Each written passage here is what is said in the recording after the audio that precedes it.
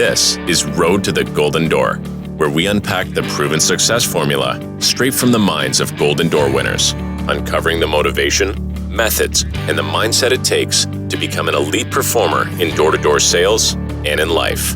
This is Road to the Golden Door. Now, here's your host, Mikey Lucas.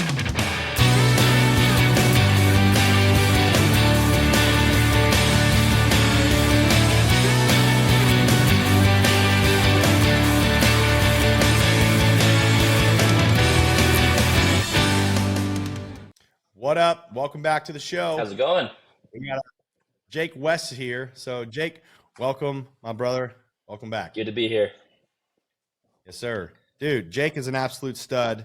He's had over 1,000 accounts, double Golden Door Award winner.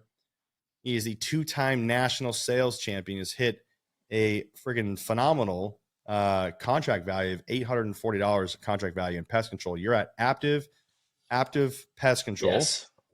You're married and got a little girl. Mm-hmm. Yeah, dude, what I heard was that you did 102 signed accounts in 5 days. That is in pest control. That is something worth talking about. So yes. Good to be here. Yep. Awesome. So for everybody that doesn't know Jake West, who is Jake West? So my name's Jake West. Good to meet you all over the show. But kind of like Mikey said, starting to be a family man. Have one kid and probably going to have, two more over the next few years. But done 7 summers in pest control, all with Aptive Environmental, going into summer number 8. He kind of hit it, but I've won 2 Golden Door Awards. I've had 3 summers in a row of hitting either 1,000 sales or 500K or more in revenue. So gonna make that 4 this year as well, which will be cool. Because at Aptive, there's me and one other guy named Brigham Lindsay. Some of you guys know that name. We're the only 2 that have done that 3 years in a row. But I'll be the first one to do it 4 times in a row. I'm calling my shot right now. But so it's been fun. It's been a good ride. And I'm excited to keep riding the wave. Let's go, dude. So a couple of things I'd like to talk about is kind of your year in Golden Door. So let's go back. Walk me back to the year you did, or the week you did 102 accounts.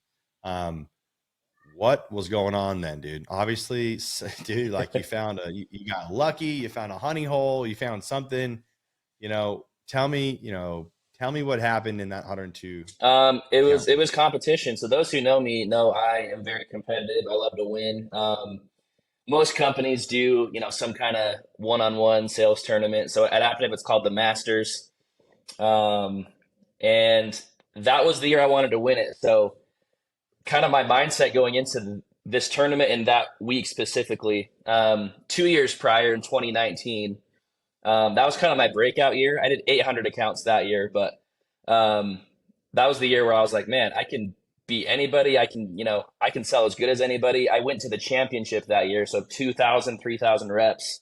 I went to the championship and lost. I remember I beat Brigham Lindsay, who, he's a 3-time Golden Door winner too. I beat Brad Farr, who sold 1,300. I beat all these big dogs. Like nobody knew who I was. It was like out of nowhere. And then I ended up losing the championship to Andy Holmes, also a Golden Door winner.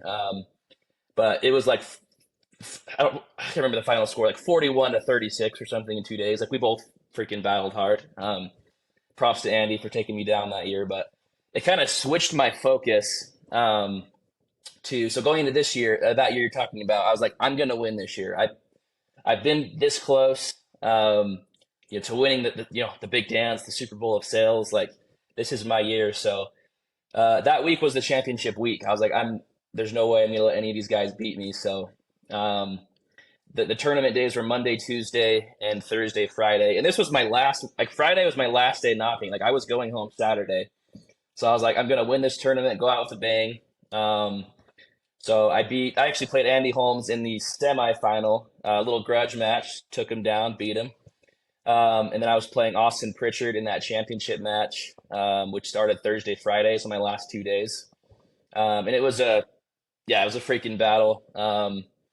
I think Thursday I sold 28 accounts. about 840 contract value, and then Friday I sold 31 accounts, about the same in the 800 mark. So I think all of my initial services were over $100 too. So I kept like the value there, the contract value high, and just threw in a ton of accounts. And I ended at 102 that week. I didn't knock Saturday, so kind of my main regret with that is if I would have knocked Saturday, my weekly number would have been even bigger, right? And that even that Friday, I went home at 7:30 that night. I had 33 sales in one day, but I was done by 7:30. If I would have knocked till 9:30, I probably could have gotten 40 in a day or so. But those are the what ifs.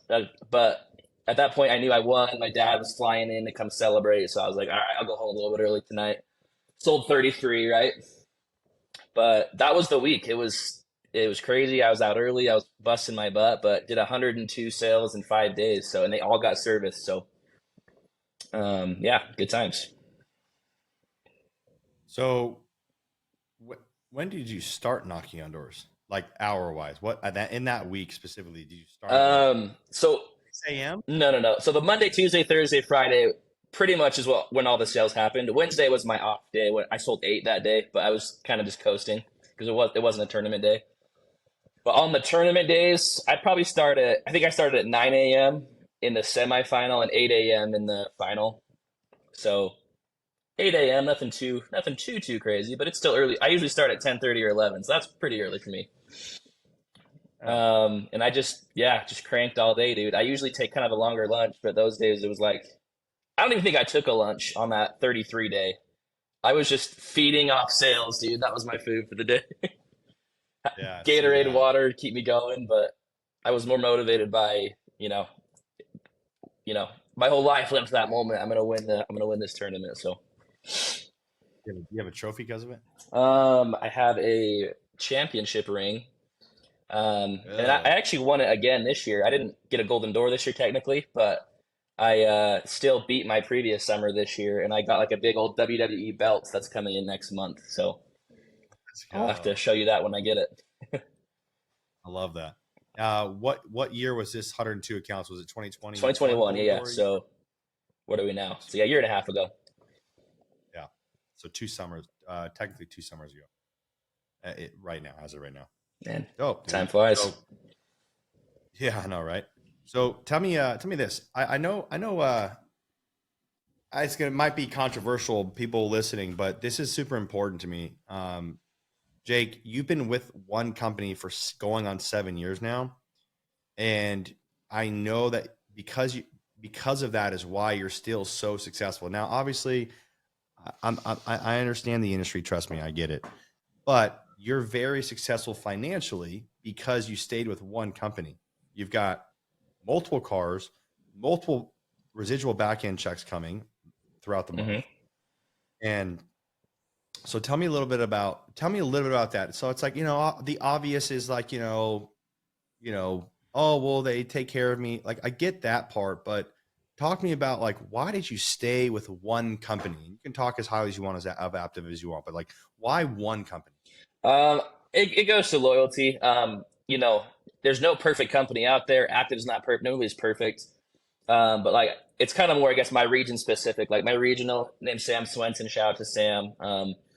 He's just always over delivered. Like he's always delivered what's promised. He's always, been there for me, whether it's buying me trips to Europe or Africa or, back end's always on time or like, there's never been a problem working with Sam and my group of guys in my region. I just kind of love the culture that we have. And it kind of came down to that. Yeah. Like I know you can be successful jumping around, but I think all true success comes in being loyal and, plus like just the personal branding and all that good stuff. The benefits outweigh the cons of staying, even though I got offered, more money to leave several times. But at the end of the day, like, if it's not broke, don't fix it. Loyalty's strong. Why leave?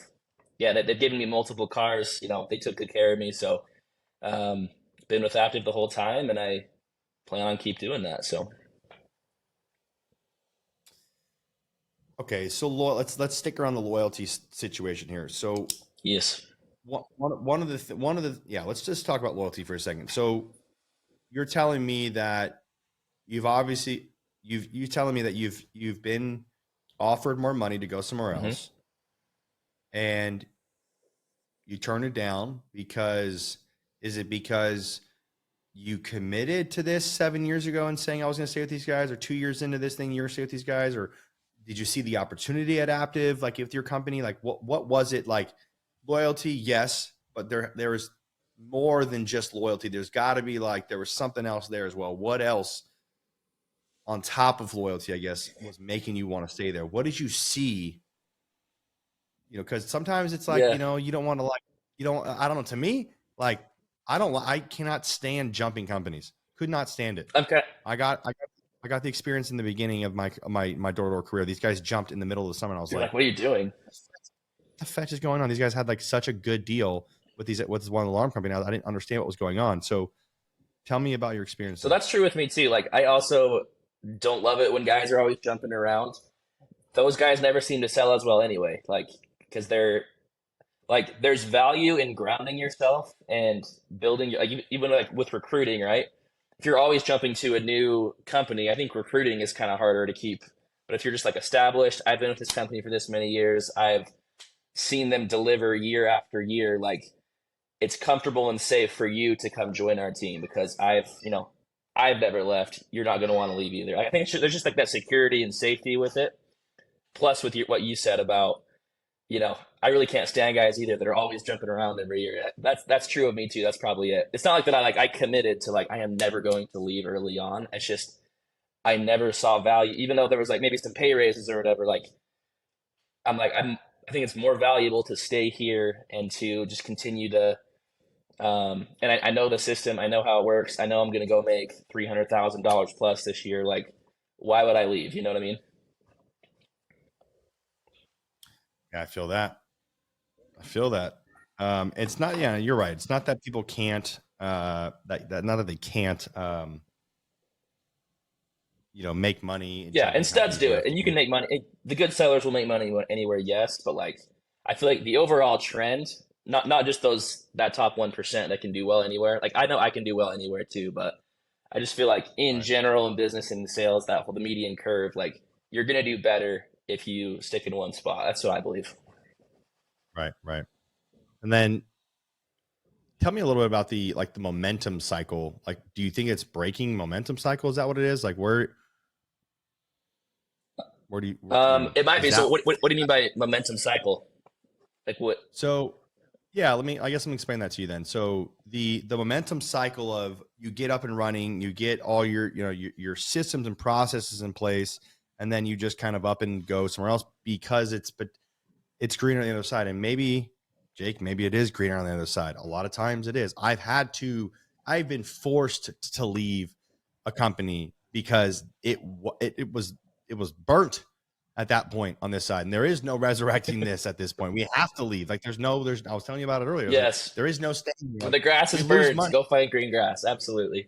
Yeah.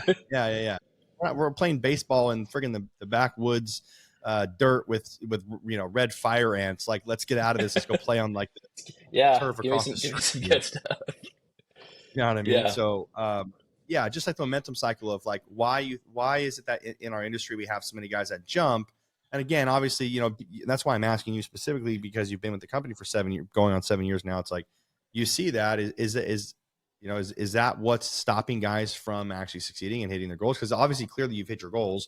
You're living the life you want to live. You're going on. You've lived a life that you've designed. You're traveling. You're married. You got a healthy baby. Like you're moving and grooving. Like, is that what with the guys? Let's just talk to the guys that are jumping a little bit. So, like, how do they slow down? Like, what in a company, I guess, could you say you look for specifically for them to be like, let's do this? I mean, I'll use Aptive as the example because that's who I work for. I'm not trying to and I get they're not perfect, but the grass has been green. There's no, they're now the 6th biggest pest control company on the PCT top. Like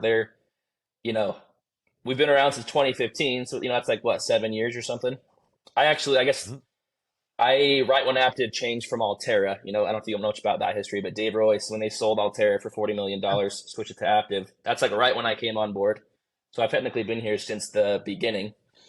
I've watched them as a company go from, I think my first year we did like I'm trying to think the exact revenue, but like it was 180 million maybe or something like that. But every year they've as a company gotten better and better and better to the point where this year the company did 450 million. I don't think there's another pest control company that even does 100 million in the summer. Oh, So I will tell you this. I have seen more active pest control companies in every city that I travel to than like now more than ever. I'm like, oh my God, active. like they're growing like crazy, right? Their growth's been tremendous. A lot of people, there's like a rumor in the industry that, don't work for Aptive. They're too big. You can't grow there. But it's like the opposite. They're like the amount of branches they've grown into, yeah, nationwide. They need more leaders than ever. Like they need more team leaders and regionals and divisionals, and so the growth here was just massive. And I'm like, if I'm going to grow with a company, let's stay here. That they're, the grass is green, they're rocking and rolling. And then going back to momentum cycles, something about me that I pride myself in this job is I have always beaten my previous summer in revenue. I've always had a better year the next year.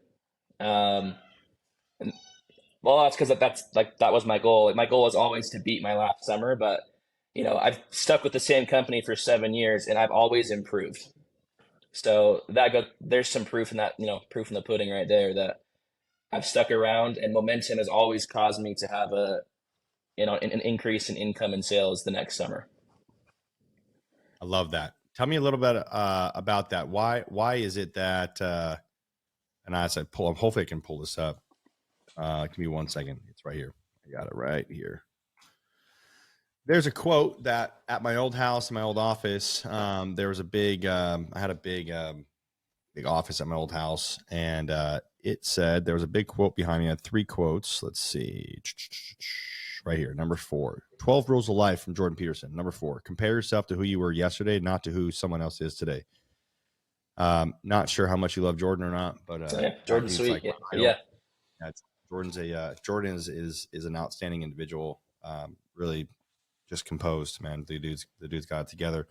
Especially for our generation. I think he's a really good thing for our generation.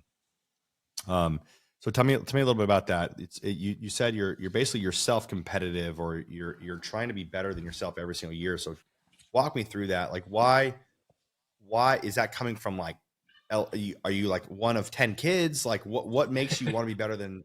Did you read a book? Did you have a coach? Like, what was it? I don't know exactly where that came from. It's just kind of what I've always done. So going back to I'll give you the my brief kind of story if you're down with that. My first summer, I'm like, I'll go try this Aptive thing. I'd never really heard of pest control sales before back in 2015, but I was like, all right, I'll go try this job, make some money. I was a broke 20-year-old kid. I was like, yeah, I'll go try this little sales thing out in Houston, Texas. My family thought I was nuts. They're like, you can't believe you're like, gonna go do door-to-door sales. You're crazy. My own grandpa told me I was gonna fail, like, to my face. He was like, he's like, you will not make 20 grand. You will not. Like, it's a mistake. And I was like, no. So that kind of lit, chip on my shoulder, whatever. I was like, I can do this. I'm gonna go prove I can. So I sold 265 as a rookie that first summer. Didn't know what the heck I was doing, but I made 35 grand. I was like, well, suck it, Gramps. That was like, boom. And then that felt really good. Him saying, you know what, you proved us wrong. Like, he told me that when I went back, and I was like, let's go. Hold on. Did he do it on purpose to test you, or is it like? No, I think it was legit. He actually thought I was going to fail. He thought I was. Oh, no way. And my mom hates door-to-door. I think there's just kind of this door-to-door sales hate in my, the traditional, way our parents and grandparents were brought up. But anyway, proved him wrong. Felt super good. And then. And the culture at Aptive back then was like, yeah, some guys had done crazy things. I think Brigham Lindsay even hit 1,000 sales that year, but pretty much like if you sold 250, you were like S tier. That was like the culture. Naturally, culture's come a long way since then. But so going into the next summer, I was like, that was still the culture. It was like, yeah, you hit 250. Like that first year, I won a trip to Africa from, Aptive, which was awesome. I'd never really been outside the country much, so going to freaking South Africa and hunting for free was like unreal. But the next year was the same thing. It's like, you hit 250. That's the mark. That's all you want. So, but I was like, well, I want to at least beat last summer. So I I sold 270. I needed like 5 sales. So that was like my second summer. I like just wanted to beat my last summer. Um, but then it kind of hit me. I was looking at other guys that were like, they were selling 400 to 500. You kind of told me this when we talked before, that when you're like, they're not better than me. I had the exact same thoughts. I was like, these guys aren't better than me. Like, I can go sell 400 accounts. Why is 250 like the mark? Like, those guys are, like doubling my money for like, it doesn't seem like they're working that much harder. They're working the same amount of days. So I set a goal that I was going to sell 400 my third summer. That was the goal. I read the book Goals by Brian Tracy. If you've read that book or haven't, I recommend it. It's freaking fire. In there, Brian says to like make your goal visible every day, like put it on the mirror or something like that. So I was like, and I've heard that before in those like team leader trainings, but I was like, yeah, whatever. But I was like, you know what? I'm gonna try it. There's no way I'm not getting at least 400 deals this summer. So I set a reminder on my phone every morning at 10 a.m., 10:30, about when I was like about to go knock my first door. My phone would light up 400 on like the little reminder tab. And I was like, oh yeah, that's why I'm here. And that was actually super helpful to like, I visualized that goal every way in my own way. And then I hit 400 middle, in July. I'm like, oh shoot, I guess I'm going for 500 now. So I switched the note to 500. And I sold 505 that summer. And I was like, holy crap, goals works. Like, I didn't think setting goals, I thought that was all just talk, but so I was like, all right, bet I'm selling 700 next year. I'm going to make it a goal because I proved I could. So I had a little 700 flash on my phone. That summer I sold 800 accounts. And I thought about going for that 1,000 number in year 4 because I was like, I sold 250 accounts that last month. I'm like, yo, if I stay out through, I never stayed out into September. I always just do the classic May to August summer, but I was like, if I stay out 3 weeks, I could probably get 1,000. That's like the holy grail mark. And my wife was like, no, like, let's just go home. But like, let's get it next year. But like, we had all these trips planned, and I was like, all right, you're right, I'll get it next year. But like, it got me thinking, like, dude, I can go hit a golden door when I can do 1,000. I'm like, I'm right here right now, but without even trying, I just like got 800. So I'm like, all right, next year I'm gonna try. Let's get it. So 2020, going to 2020. That was my year, right? I'm like, I'm gonna get 1,000. We all know what happened in 2020, right? I even went out a little bit early. I was like, I'm gonna go out. I've never gone out early before, but I'll even secure that bag. Let's go out in March. So I go out in March. Things are going great. I sold 120 accounts in 2 weeks in like 40-degree weather in Missouri. It was like raining every day, but somehow still having like 50 to 70 sales a week. It was still going good. And then guess what happens? Boom, COVID, right? And I was like, dang it, like everything gets shut down. And I was like, man, I'm on pace to sell 1,400 accounts this summer and break the all-time active record. Like, that's the pace I'm going at. And then boom, COVID happens. I tried to keep being like a rogue bandit in knocking, but I was getting cussed at constantly. And finally, like, they literally forced me to stop knocking. We had to go home for 2 months.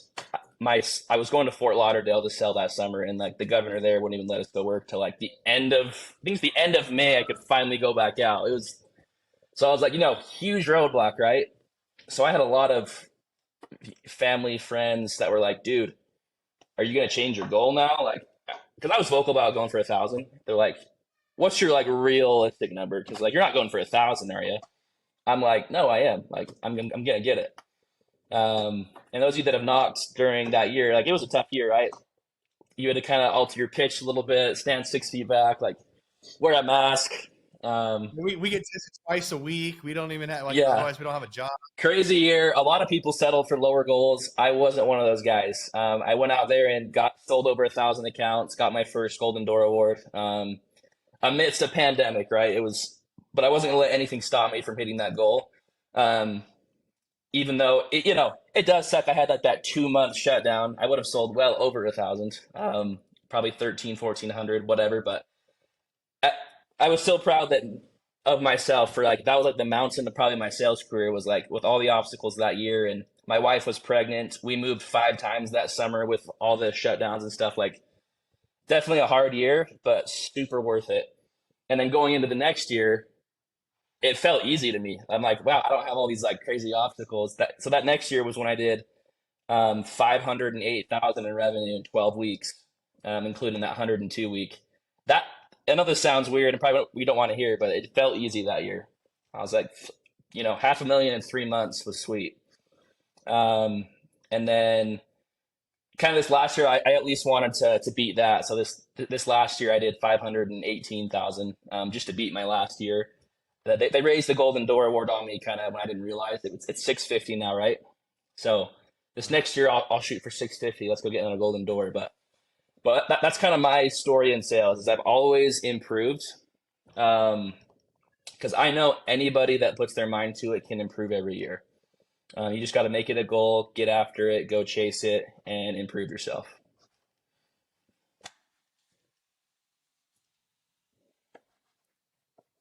That's awesome, dude. I love that. That was really good, by the way. Oh, thank you. So, okay. Let me back up a little bit, and I want you to walk me through this goal setting that you did. Is there more? Now it could be as simple as, hey, look, dude, I literally just did the 500 on my phone. That was it. But when you read through the book Goals by Brian Tracy, was there anything else in there that you used that were beneficial for you? Again, this is to help other Golden Door Award guys to get to a point where they have, they have the ability to have more ideas on how to, set more goals. So like what worked for you in the goal setting arena? He talks about this in the book too, but breaking down those goals into small term goals versus long term. So yeah, I had the long term, right? The long term was 500 or 800 or 1,000, whatever the goal was that summer. But breaking it down to daily goals, I think was huge for me. When I was a brand new, one fun thing about me too is I've never had a 0 day. I've always had at least one sale. I've never had a bagel, we call it, right, in door to door. When I was new, that was really my only goal, was to never bagel, just to always get at least one deal. And I remember days where I was at 0 sales all day, and at 9:15 at night, I would get that first deal and be like, let's go. All right, I can go home. Hardest earned sale of my life. But because like kind of one of my mantras is I don't work for free. But that evolved to once I started goal setting, like for like a long-term goal. Yeah, I had those short-term goals of every day I'm not going to bagel. I'm going to sell one every day at least. But that turned into, hey, I'm going to get at least 2 to 5 sales before lunch, and then another 2 to 5 after lunch. Rather than just trying to get that one sale a day or one sale before lunch, I was like, I'm going to get multiple in the morning. So I have like a little 4-hour goal and then multiple at night. And then eventually that turned into now I try to get 5 or 6 sales in the morning and then another 5, 6, 7, 8 at night. The small term numbers, or the small term goals, short term goals, when those increase, naturally your long term goal is going to increase too. So to answer your question, it broke down. That's what helped me a lot in reading the goals and setting goals, is breaking those down to 4-hour or daily goals or weekly goals, or you get it. And that helped me hit those numbers. Just control what you can control within a 4-hour time frame, and the rest of your summer falls into place.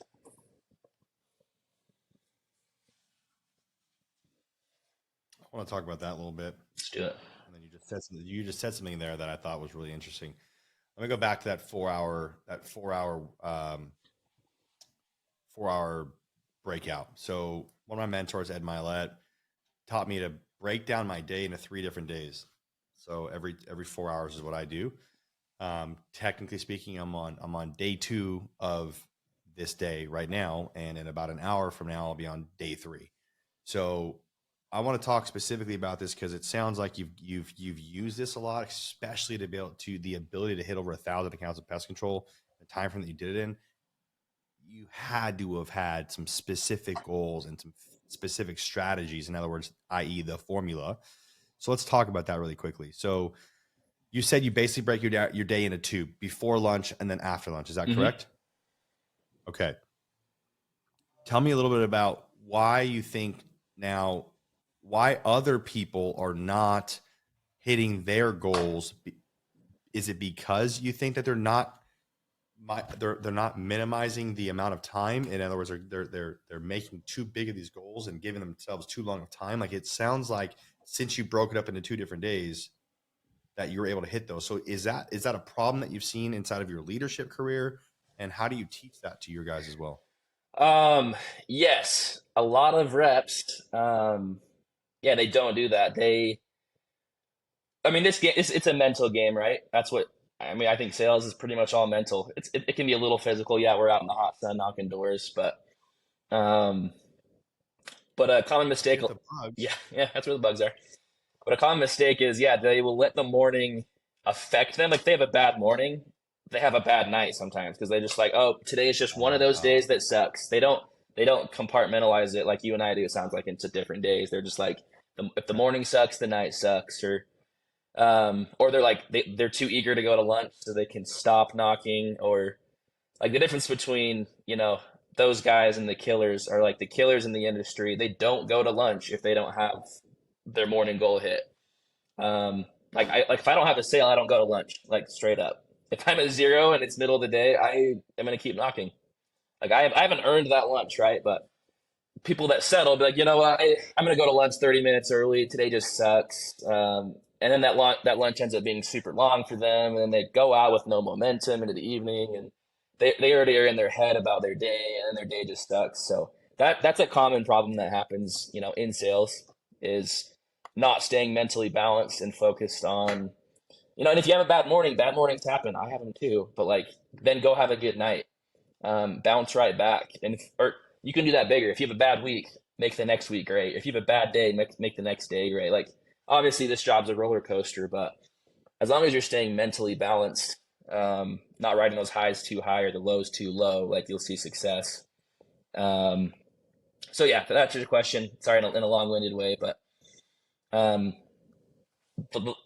separating your day into 2 or 3 days, and if things are going good, capitalize on it. If they're going bad, fix it and bounce back. That's kind of the key. It's almost like, for instance, in hockey or in football, or I guess even basketball. What sports did you play growing up? Did you play any sports? All of them. I mean, I didn't play hockey, but hockey's fun. I'm more of a basketball, football. Yeah. Basketball, football, soccer. So basketball, how many is it, 4 periods? Mm-hmm. And then football is what? Unless you're playing college basketball is 2 halves, but same thing. Why am I confused? This is how far I'm removed. Do they break in the middle of a football game? Halftime. Yeah, football is halftime. There's 4 quarters in football, but there is a halftime with a bigger break. Yes. Okay, so let's break it down. So it almost sounds like you kind of do like a football style. Yeah. You have a halftime. So let me get this straight. So the formula, if you will, would be, okay, if I'm having a good day, don't cop out early and go to lunch. Stick all the way to the time you said you're going to do it at, which is standard. Mm-hmm. The standard is whatever time you go to lunch, not before, not after, if you're having a good day. If you're not having a good day, you are incentivized to continue to push forward so that you win the morning, at least end the morning on some sort of on a high note. Yeah. Yep. Yeah, on a high note, right? Because, I mean, nobody likes eating a soggy sandwich, on a bad right, note. right. So, but that soggy sandwich tastes so much better with 3 deals under your belt, right? It sure does. At least you got the 3 deals. So you incentivize yourself to continue to push forward, and you will not leave for lunch. So guys, listen. I don't know if you heard that or not. Jake doesn't leave for lunch until he actually wins the morning. Does that make sense? Like, that is so clear that a Golden Door Award winner, someone that can sell over 1,000 accounts a year and continues to get better in a 7-year run, will not allow himself, even on year 7, 8, 9, and 10. This will continue to happen. This is a standard in Jake's life. He will not go to lunch unless especially if he's having a crappy morning, will not go to lunch unless he's having a great finish to the first morning. Yep. At least go get a deal. Make some money in the morning first, right?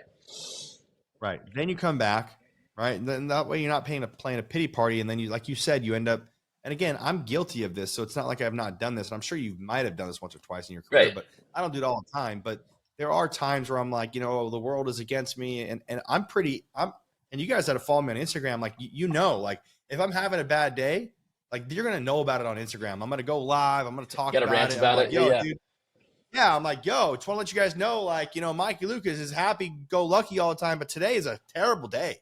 And I don't know why, because of this or that or this or the other thing, or maybe it is, I know exactly what's going on, but I'm very, very open about that because I want people to know that, like, people that follow us, our fans, followers, our students, they think that we are top performers are just having great days all the time. And it's like, dude, we're not having great days all the time. For me, I've got three different times I can have a great day. And there is no chance that I'm having 3 bad days in a row in the middle of my one day. No way. For you, it's 2 days, right? So it's like, dude, that's pretty awesome. I love to hear that. Any final thoughts on that? No, yeah. As long as you at least make the day a win the day in some way. And obviously some days are better than others. Like usually my bad days right now are like I sell 3 or 4. That's kind of a crappy day for me. I'm usually kind of pissed off, but and my best day is 33 in a day. Like you're not always going to sell 3, you're not always going to sell 33, but whatever it is, win the morning or win the day or at least win the night. Like end on a win so you go into the next day with momentum. Do what it takes. Now, let me ask you this, because oh gosh, this is so funny. It's not funny, but it's funny because the difference between a Golden Door Award winner, a top 1% sales professional, and the difference between basically the other 97% of people, right, are the ones that have that momentum cycle of winning. You don't lose too many days in a row. The moment you start losing more days in a row is when it's like, bro, you just killed your whole momentum cycle. You're done. Like, no, you want to know, Jake, like we said earlier, there is those guys that are out there that are hitting the 1,000 accounts, 800 accounts, whatever it is, Golden Door guys and solar hitting, 150, 200 installs. They're no different. They just lose less days. It's not even the deals. I think they lose less days. I think that's so important, dude. Wow. What a breakthrough on that. Because like the pitch is probably the same, right? Like that 1% versus the other 97, 98, whatever, like the other 99, we're all pitching the same thing. But yeah, it's the mindset, it's the mentality of winning and not having 2 bad days in a row or halves or quarters or whatever. I think that's absolutely right. Yeah. I want to stand up and interact it because like my body language of like, having a bad day, I'm having a bad day on the door, they always, because again, Jake, I want to throw out all the dogma, all the cliches, like, write down your goals, guys. Yeah. You'll get there. Yeah, but tell me practically how I do this. So, that being said, it is your body, how you attack your day, whether you're gonna finish it strong or finish it weak, rolls over to the next day. Whether that's you do what I do, which is you have 3 days, what Ed Milet taught me, or you do what Jake West taught you, which is you have 2 different days. Okay, so if you roll over to the next day and you come in, let's just say you do your lunch break thing that Jake's talking about here, and you come in, you're like, coming off of a longer lunch, and then you just got dopamine rush of TikTok, it's like, of course you're not going to come out freaking strong out the gate, and then you wonder why you're having such a bad day. It's like, it's obvious. We all know it's very simple, but Jake, we struggle with that. And even as a high performer like yourself, I'm sure you struggle with it. So Jake, then what are some of those word tracks, I guess, you tell yourself when you are in a slump? It's something that is asked to me a lot.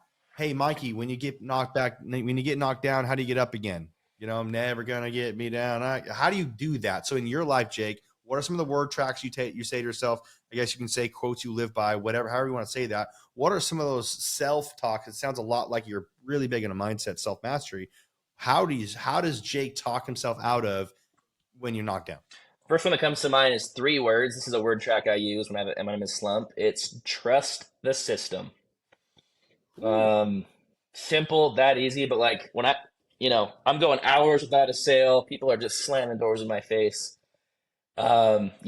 Pain is temporary, whatever, but like I tell myself, trust the system. I'm like, yeah, this is a bad little slump, bad street, whatever, but like I've been in a successful place before. I know what it took to get there. I know not all days are going to be, butterflies and rainbows, but I know that I get there in the end as long as I trust the system, right? Trust the process.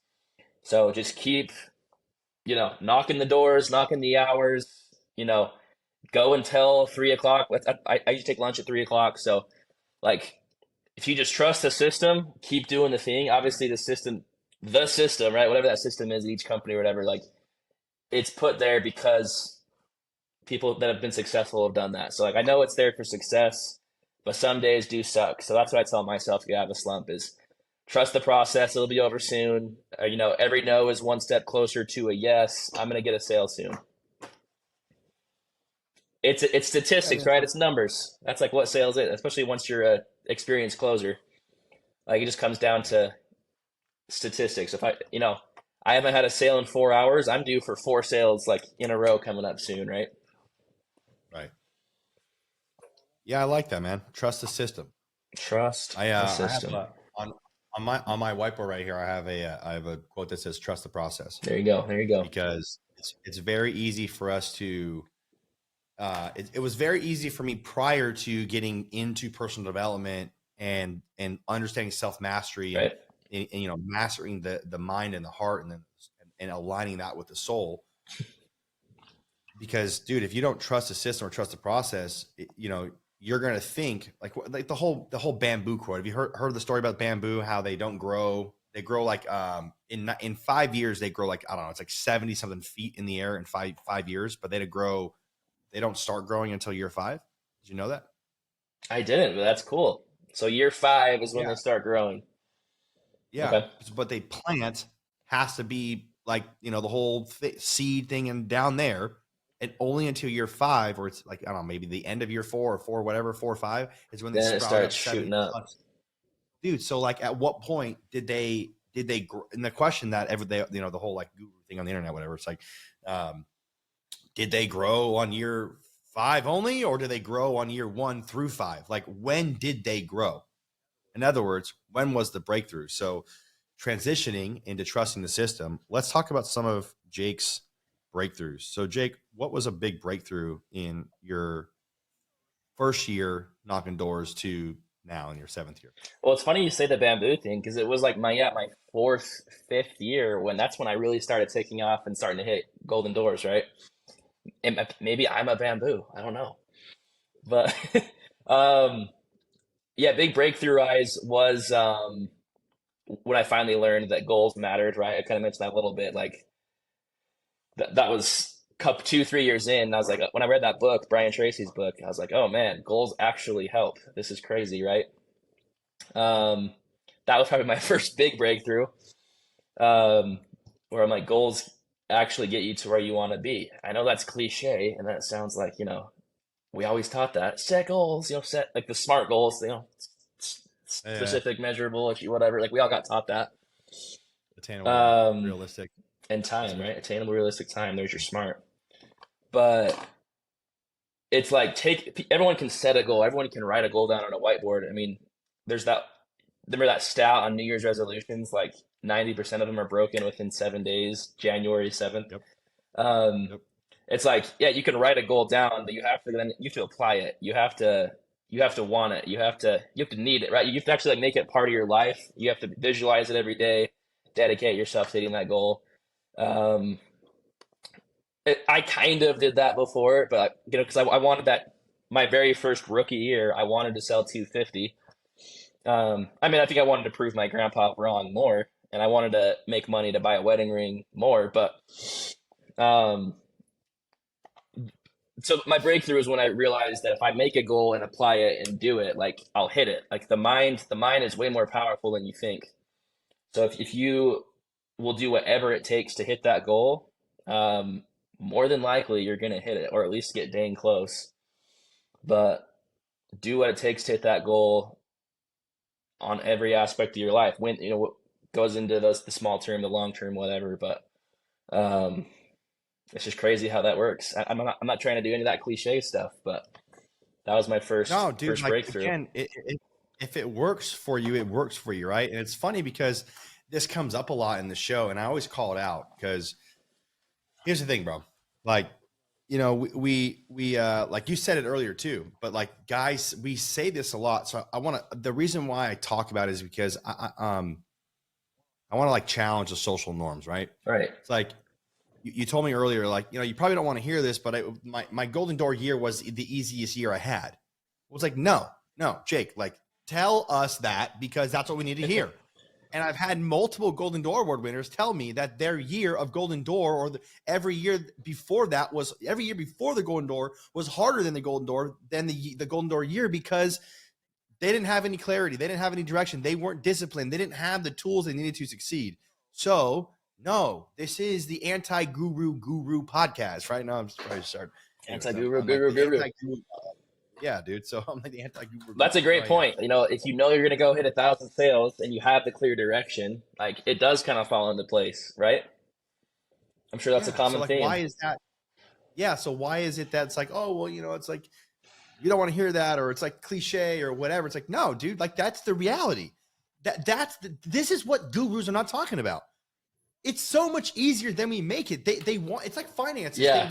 Doctors, medicine. They want to make it the financial people of 2004, 5, 6, 7, and 8. You know, they wanted to make it so hard and so complicated so that people would not understand the financial industry. Go talk to your financial advisor and see it and try to understand what the heck the dude's talking about. The dude probably doesn't know what he's talking about, let alone, okay, he's your uncle, cousins, whatever, right? Like, sure, he might be a nice guy, but at the same time, it's like, bro, like they make it sound like so complicated because they don't want you to understand it, Jake. They don't want us to understand it. But it's easier than people make it out to be. Yep. Success leaves clues, Jake. Success leaves clues. And that's why people follow this podcast. That's why I get so many messages from people that watch and follow this show and that watch my journey because, dude, it's easier than we make it. It is. People are gonna really like this show, Jake. I'm on one, bro. We're like 45 minutes into this thing, and I feel like it's been 10 minutes. It has. That's crazy. It's been fun. Yeah.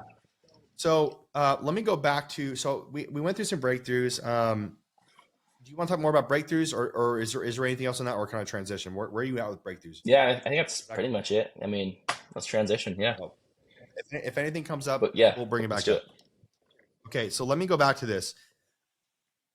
I think this is dude. I'm like, it's almost like you're a freaking mindset freaking gangster, bro. You keep saying. Remember, you told me before. Dude, no, I don't know, bro. I know when I see one. So before the show, I was like, hey, bro, I'm going to ask you some quotes that you live by. And you're like, dude, I don't even know. Like, let me think about it. Let me look some stuff up. See, I told you I was going to pull them out of you. I told you, right? And here they are. Jake, I want to talk about this. You said control what you can control. Explain that to me. And we're going to dive into that one. Let's do it. So first, let's start by talking about what's not in your control. So in door-to-door sales, you cannot control who is on the other side of that door, right? Every door is like a Mario Kart mystery box. Like you don't know what you're gonna get. It could be a banana peel, it could be a blue shark. But what you can control during the day, you can control your process, you can control your mindset, you can control the hours knocked, doors knocked. You can't control the people, but you can control how many, aces are up your sleeve, or like maybe one-liners in your pitch. You can do all the training. So that's during the day, focus on what you can.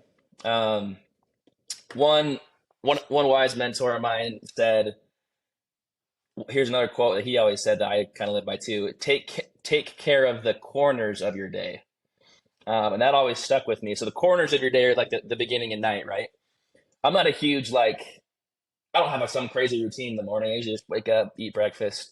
I go to the morning meeting early and train my guys. And then, I don't have I don't have this nailed down routine where I wake up at 4 a.m. and read. Anti-guru. Everyone's like, you need to have a morning routine. Yeah, some guys are huge on, you have to go take a cold shower for 30 minutes. And I'm like, nah, man, I want my hot water.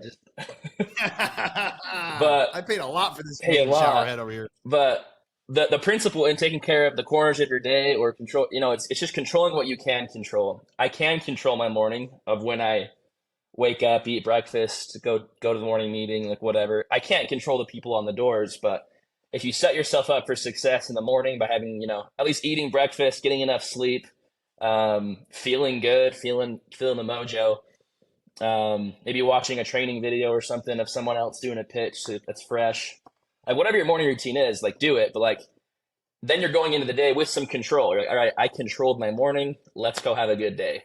And then after the day, do whatever you do at night. So maybe like for me, I like to unwind, relax, kind of, reset myself back to zero. So then I can go crush it again the next day. So controlling what you control is huge, both on the corners of your day and then what you can control during the day. You can't control the people, the crazies behind the door, but you can control yourself. Love that. That's I've never heard that, control the corners. So writing that down. That's a good one.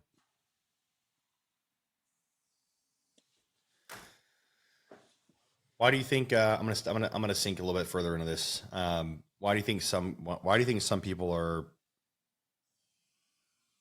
Why do you think our general? Let's go back to not people in our industry, because people in our industry is a big makeup of our generation. Right. But why do you think in our generation we want to try to control everything? Where does that stem from? Like, where do you think? That's a tough question. I don't know. Maybe it's no wrong answer. I mean, maybe it's growing up with. I mean, everyone's parents are different. Maybe you grow up with like controlling parents, and you feel like you never had a say in your life. So then once you become an adult, and you're like, I want to control everything now because I'm an adult and I can. Like, I think sometimes it stems from that. Other times it stems from like the fear and anxiety. Some people, it's just like their fear is just not having control. I know people like that, where like if they're not in control, like they go crazy. Like stability for them is control. But sometimes success is just finding that like you can't control everything, but you just go do the best you can in what you can control, and things tend to work out. Yeah, that was my initial thought. Initially, was like upbringing. Maybe it's upbringing, but there's the whole nature versus nurture thing. Maybe it's both. Who knows? But a lot of people are like that in the generation. You're right. They like have to control everything, and they panic or have anxiety when they don't. That's why a lot of people don't do this job, right? Because they don't like the lack of control that door-to-door sales brings, and the constant rejection you get, right? You can't control people saying no. You can be a good seller and resolve a close and whatever, and like make that number smaller, but like you can't control people. Even if you want to, yeah. Very interesting, huh? That brings up a good point. I have an argument, and I wrote it in my book, Purposeful Profit. I talk about a story in there where my first summer knocking doors, I was in Baltimore, and by the way, before I go into that, your first summer knocking doors was in Houston. I live in Houston now. Nice. I thought that was pretty good. Old Houston. I was like, oh, Houston, what's up? Shout out to H-Town. Yeah. I'd rather be in Dallas, but H-Town. And then my second summer was in Dallas. There you go. Love Dallas, dude. Tejas. In a year, that's right. In a year, I'll probably love Houston more than I love Dallas. Houston's been awesome to me, by the way. But barbecue's good in both. Love it, bro. Yes. Plus the water's here. It's kind of nice. Like my dogs. That's cool. You can't. I mean, I don't know. I didn't go to any like real lakes in Dallas, but I definitely take my dogs and wife out to the water here. One of the other bigger things was that I was trying to. I'm in the process of purchasing and building a catamaran, and I can store the catamaran here. So I'm going this year to do a catamaran, like learning how to sail it. That's awesome. Yeah, pretty excited. The goal is a 50. I'll show you here later after the show, but a 55-foot hybrid electric solar catamaran. Let's go. Yeah, pretty exciting. Okay, so there's a story that I talk about in my book, Purposeful Profit: Mastering the Millennial Mindset for Success.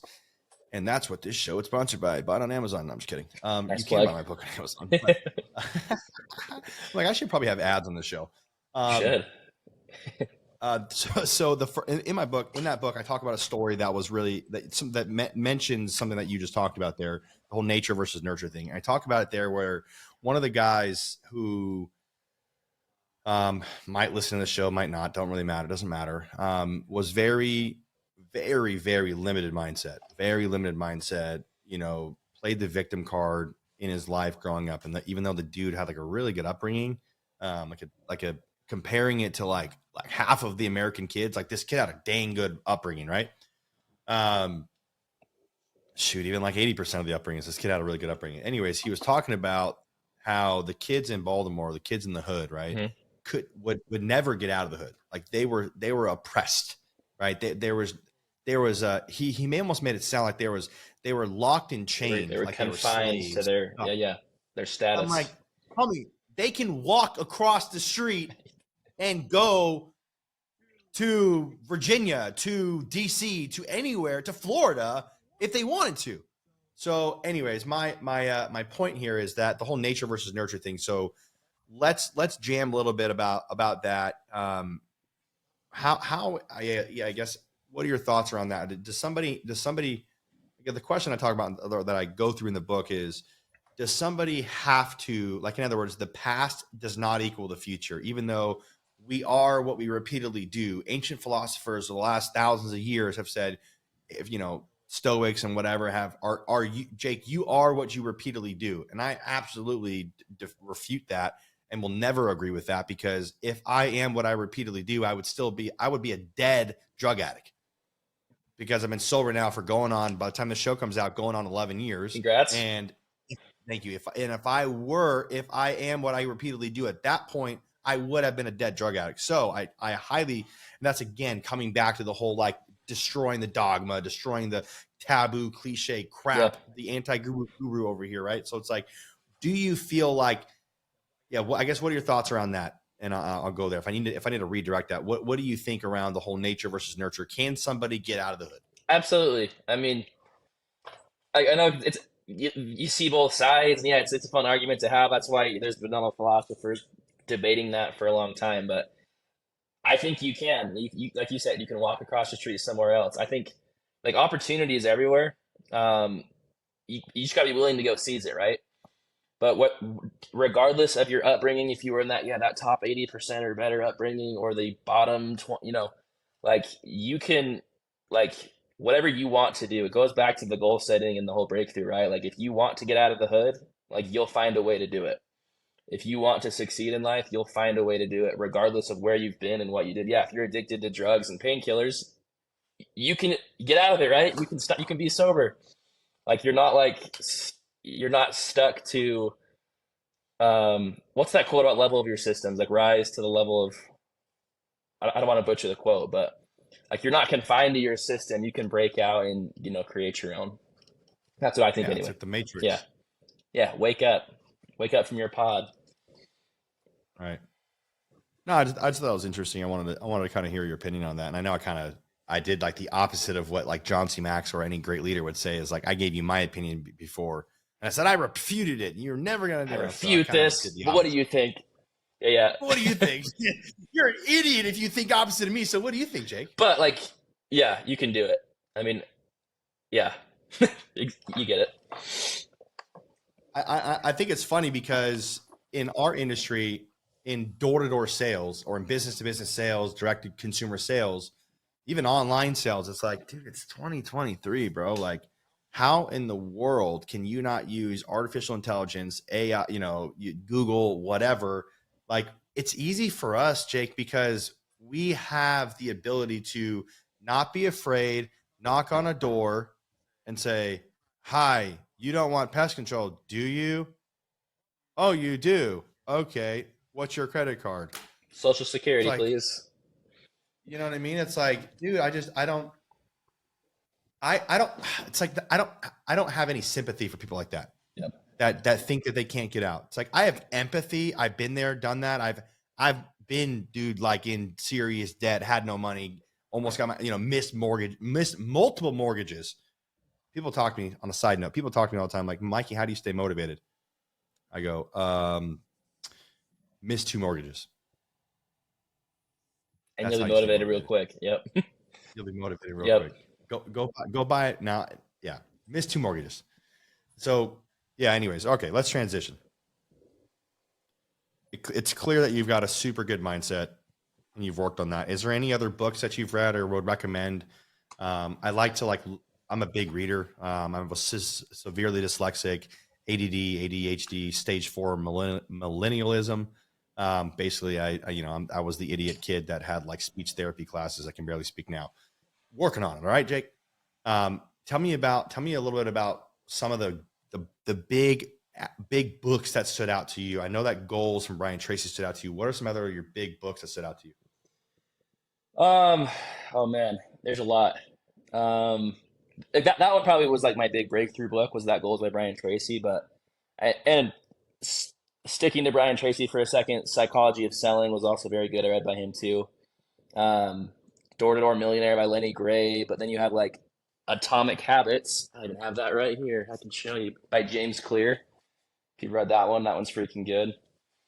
I can just go through my little bookshelf here, but David Goggins, Can't Hurt Me, freaking good. Man, that guy went through a lot. If you haven't read that book, his story is crazy, but not many better books on mentality than that one. And there's a few others. Sell Like Crazy, How to Raise Myself from Failure to Success in Selling, Coaching Salespeople into Champions. Like, there's a lot of good books, but Who's that one? How to Raise Myself from, what is that? maybe you should go read it if you haven't. That's what I've read all the books you just said, but I haven't read How, that one. How I Raised Myself from Failure to Success in Selling by Frank Bettiger. It's a thin book. It's a quick read, but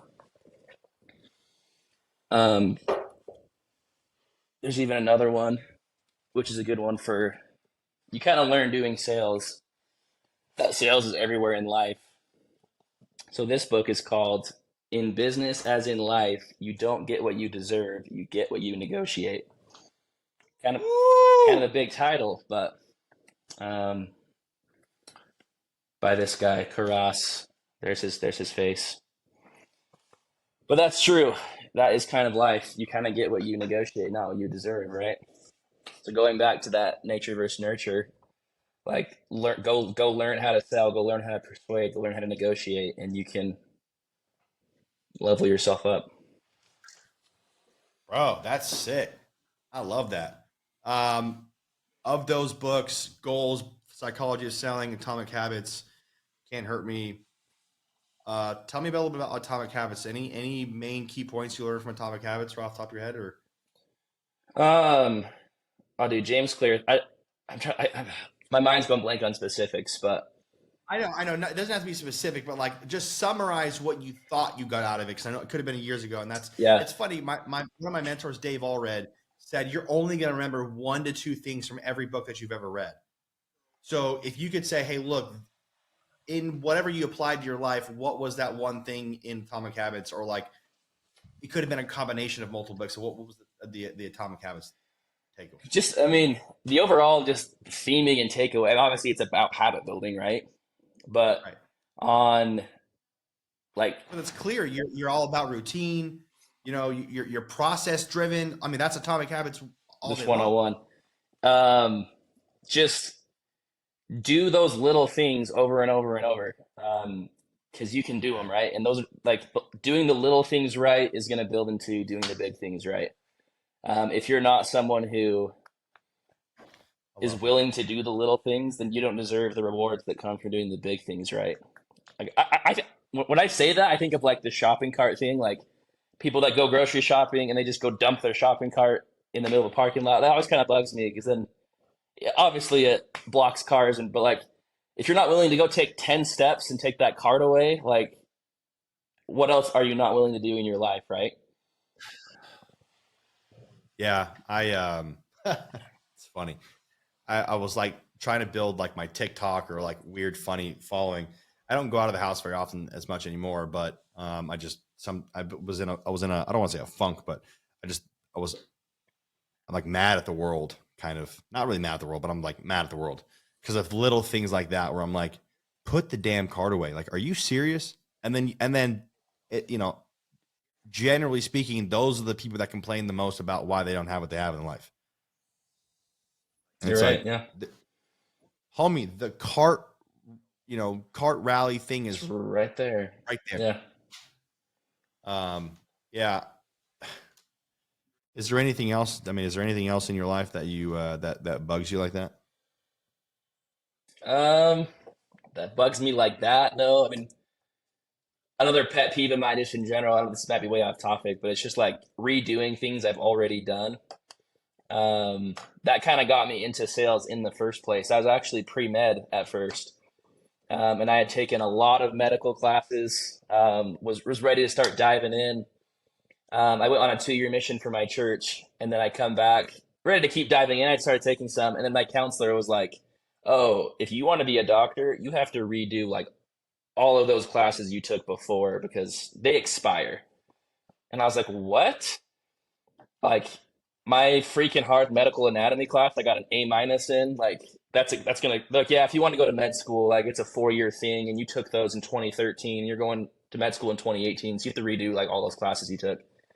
And that's always bugged me. And I was like, man, like screw this. So it was around the same time I started working for Aptive and really loved sales. And I'm like, I'm just gonna go all in on sales. Hey, Aptive, are you guys still You guys still hiring? hiring? All right, I'm on my way. I'm out. Med school's not for me. I'm Med out. school's out. I'm like, I can make what doctors make in 4 months, and then I can skip med school, right? So I'm super glad that I am where I am today, and maybe I'm glad for that counselor who was, you know, a real punk to me, telling me I had to, because then I still tried. Like, here's my, here's, I know we're talking about a lot of the great things I've done. That was my first F I ever got in college, was because that A minus medical anatomy class, I retook it and I got an F that second time. And I was like, are you kidding me? I already got an A in this class. Like screw this. So anyway, ended up switching to the professional sales program, and I got a bachelor's degree in professional sales at Weber State University. Love it. I just kind of went all in with this. There's a degree for professional sales? What? There is. Damian Lillard, NBA All-Star. He got the same degree at the same school as me. So go Weber. But there is a professional sales degree. Yeah, bachelor's. I probably have it on the wall somewhere. Hold on. How much are they charging for that? The university? It's $3,000 a semester. It's not bad. How many semesters do you need to do that? Like 4. I think there's 60. They have about 60 credits of sales specific classes. So, you know, about 2 years if you do 15 credit semesters. Oh, I was never doing 15 credit semesters. You're an extra overachiever. I'm good. I was on the 8-year Hogwarts plan. Dude, I mean, that sales allowed me to. I wanted to knock it out quick. I actually took 22 credit semester and an 18 credit that last year, and I got a 4.0 that 22 credit semester. I said semester a lot in that sentence, but did 22 credits because I didn't have to work because I was making bug money, right? Let's go. So I just knocked it out real quick, and a lot of it was like review from what I already had learned. I think at Aptive, like Aptive, you know, these companies run a good training program, but yeah, the more you know, right? There is a professional sales degree. Well, I'm trying to figure out what they charge so I can up my coaching program. I'm like, oh, Like, what do they charge? Yeah. Did it teach you actually like how to go make billions of dollars? I mean, yeah. I mean, so did like these sales companies like Aptive has too, but yeah, some classes I took were, and this was actually my textbook in one class. In life, you get what you negotiate. Like, this is one of my textbooks, so it was cool. So yeah, I got some really great books, learned some really great things. I learned a lot about like features versus benefits. I had a whole class where like that was what we like mastered, was selling on benefits versus featured. So yeah, I think that did help me make a lot of money, just mastering that. Really? That's freaking awesome. All right. Let me land the plane here. I want to talk. Oh, shoot. I might not be able to land the plane here. We might have to keep going. I'm going to land the plane here. I'm like a Baptist preacher, Southern Baptist preacher. I'm going to end like 7 times. Let me end here. All right. Let's talk about Haley and Ellie.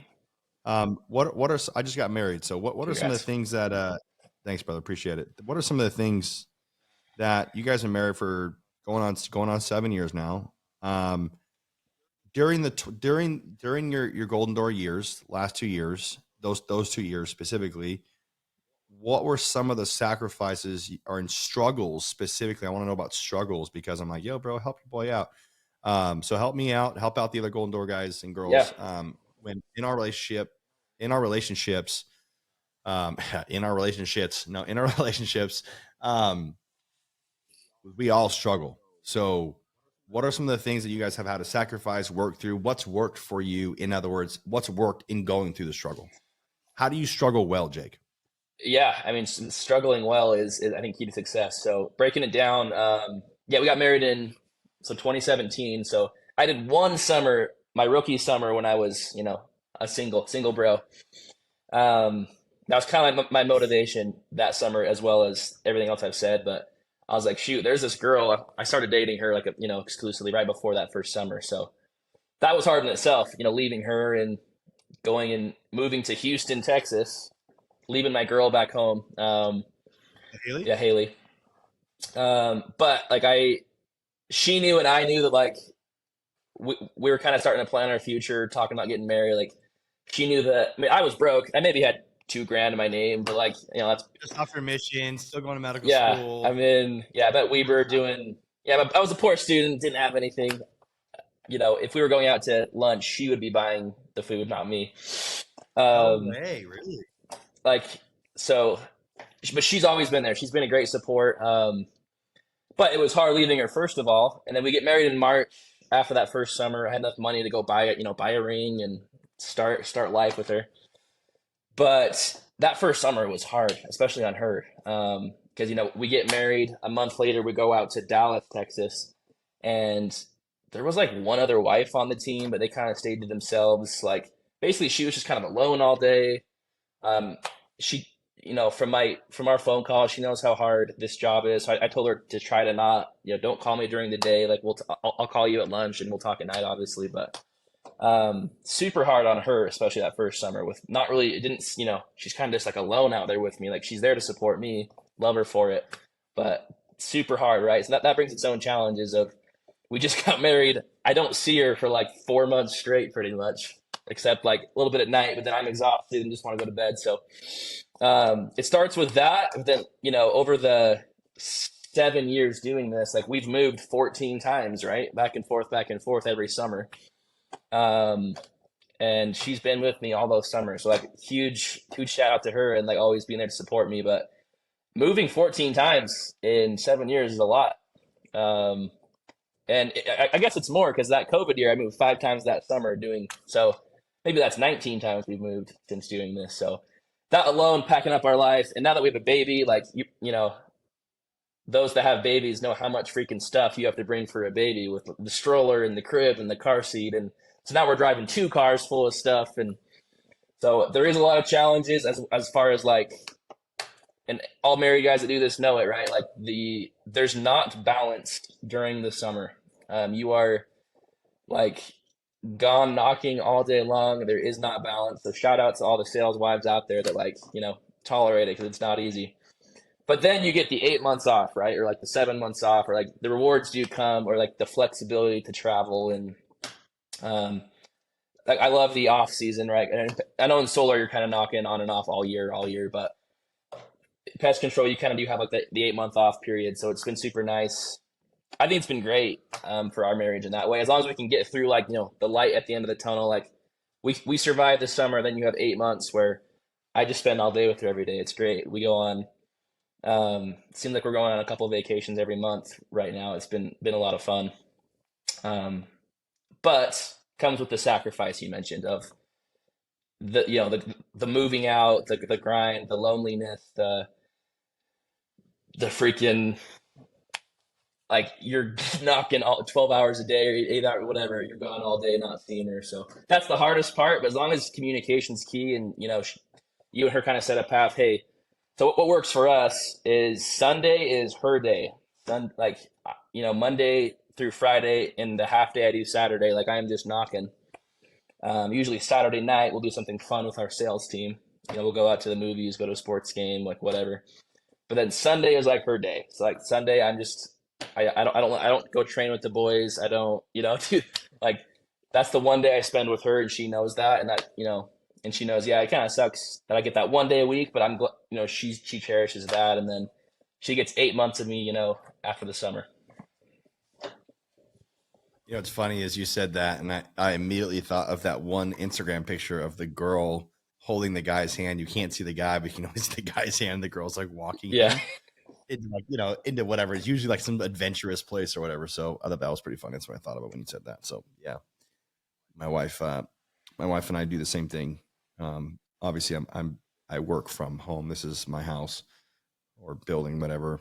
So whenever she gets home, she knows it's not like I'm not off. You know, she gets off at 7, gets home by 8. She's working a 12-hour shift. Right.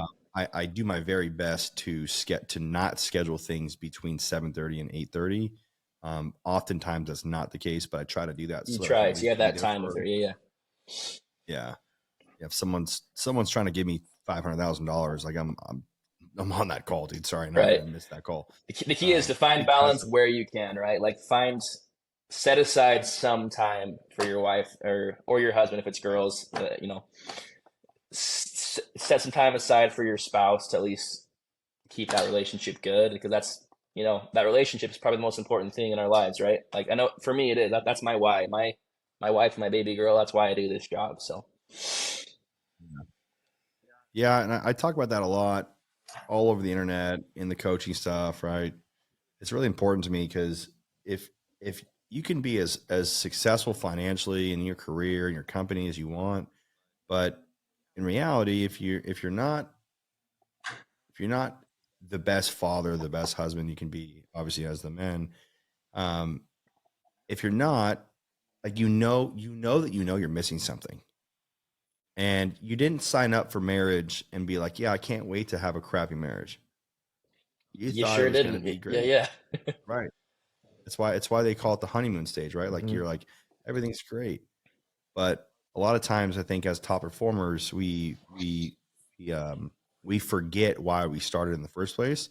And we get caught in the rat race, if you will, of, like, you know, get things done, go pick up this, like, we're out of plates, we're out of this, we're out of whatever, right? And just like the mundane of the day, rather than cultivating the relationship and being in charge of cultivating the relationship as the man, as the leader, like, you know, the alpha, you should be cultivating that relationship with your wife. Like, you absolutely must do that.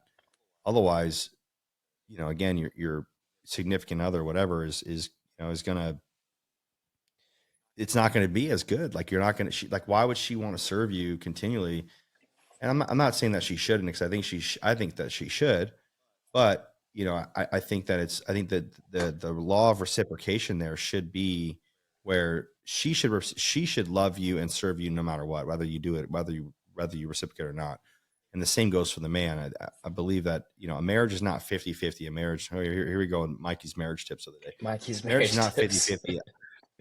I believe a marriage is 100%, 100%. 100. I like that. So you should serve your wife whether or not she, you know, gives you, you know, your sexual desires, or you know, does your laundry, or, you know, makes you food and gives you snacks before you go knock on doors, or not. Like, you should love her and give her the quality time, stuff like that she needs, not wants. There's a big difference between her needs and her wants. You know, my wife wants me to not work ever, but, like, she also wants this, like, $3 million house we just looked at. And I'm like, babe, like, if you want You to can't have both, babe. Yeah, I gotta pick one. No, she thinks we can have both.